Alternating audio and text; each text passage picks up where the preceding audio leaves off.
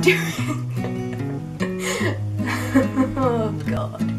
Hi guys, welcome back to my channel. I'm sorry if my voice is a little off. I'm actually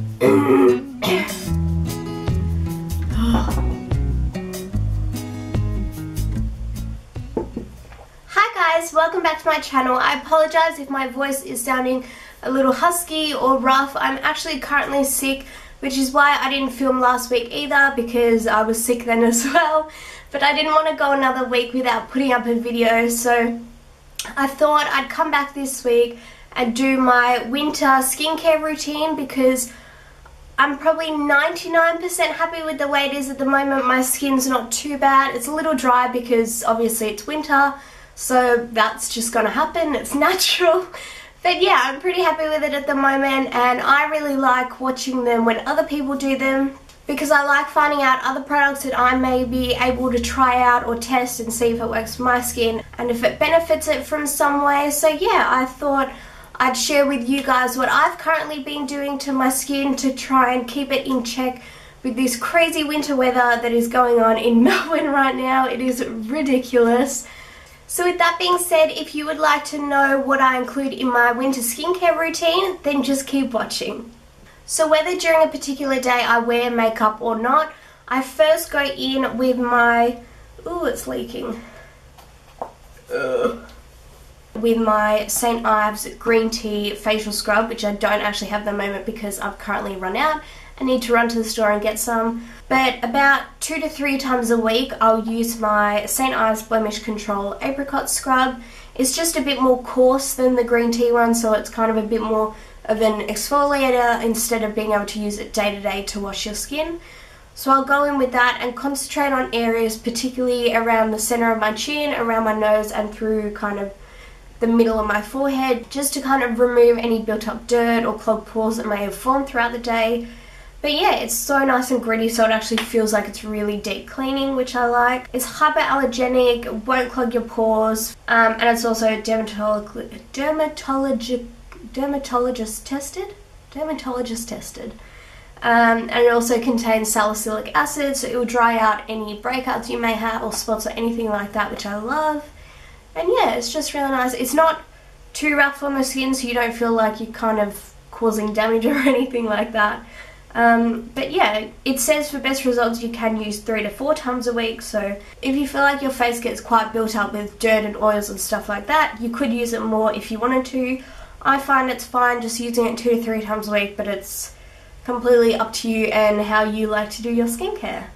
After washing my face and removing any oils or makeup or anything like that, I then go in with my Biore Triple Action Toner, which promises to clean, tighten and clear your pores.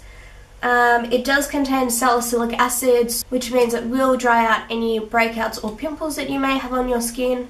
Do be careful if you have sensitive skin. It might be a little bit too harsh, because I find that I have kind of combination oily skin and it does sting a tiny bit. Nothing, you know, crazy, or it doesn't hurt, you know, that bad or anything. But it definitely does feel like it's really cleaning your skin, and yeah, so just be careful depending on what your skin type is.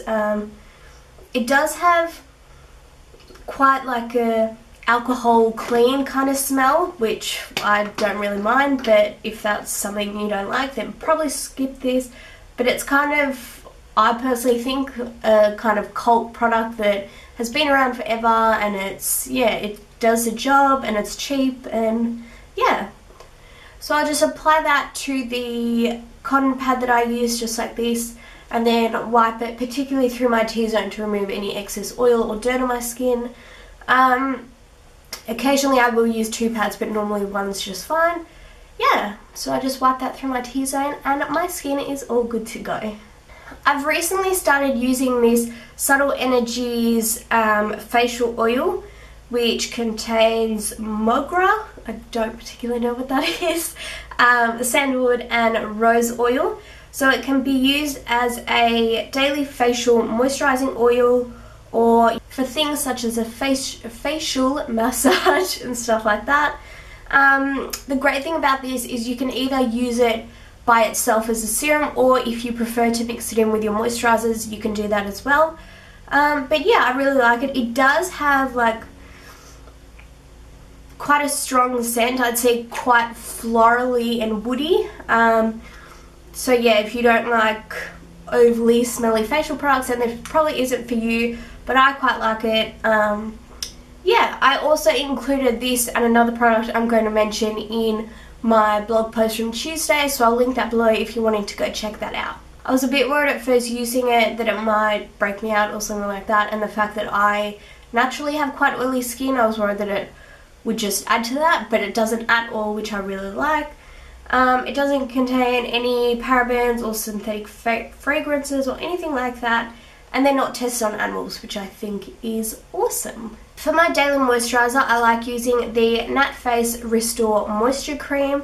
The formula isn't super thick, which I like, so you don't kind of feel as though, you know, it's going to be super thick and oily on your skin. You only need the tiniest amount, it spreads so easily. But yeah, it just says apply it to face and neck, which I do. It contains oils, vitamin D, vitamin E, vitamin A, just things that are really good for your skin and going to help moisturize it and protect it. So I will either go in with just this alone if I'm feeling like my skin isn't overly dry and it just needs a little bit of moisture put back into it. If my skin is feeling particularly dry, I will apply the Subtle Energies facial oil and then let that sink in, and then go over the top of that with my Nat Face Restore Moisturiser. Another thing I also wanted to mention, I know I showed this in, what video was it? In my foundation routine video, I think it was. It's just the Nivea cream. It's just, looks like that. It's super thick, so you only need the tiniest amount. And I put this over my skin if I feel like it's particularly dry and almost, I don't know about you guys, but if my skin gets incredibly dry, it almost gets a bit sore and I feel like it needs to be soothed a little bit. So I'll apply that all over my skin, tie my hair back and just go to bed and it does its thing. But yeah, or I will, recently it's been really weird, I've got these dry patches on the side of my temples, I don't know why. It's just what's happened to my skin during winter. So if I've applied both my oil and my moisturiser and I still feel like my temples are a little bit dry and flaky, I'll then apply a thin layer of this over the top and like I said, just go to bed and let it sink in. But yeah, it's really nice. It does have a slight scent, just that kind of generic Nivea smell if you've ever used any of their products, so it's not like an overly offensive smell or anything like that. My mum used to use it years and years ago, so I kind of just grew up seeing it around the house, so yeah. Plus it lasts for ages because it's such a big tub and you only need a tiny amount, so I think it's like $7 or $8, but it lasts you ages, which is great. I hope you all enjoyed this video and finding out what my winter skincare routine includes. If you're wanting to check out any of the products that I mentioned today, I will make sure to list them below and also the brand's websites that they're on. If you enjoyed this video, make sure to give it a big thumbs up because it lets me know that you're enjoying the videos that I make. Also subscribe if you haven't already to stay up to date with my videos. If you'd like to see the blog post that featured the facial oil and the Nat Face Restore Moisturiser, I will link that in the description box below. I hope you all have an incredible rest of the week and weekend, and I'll see you next Thursday. Bye!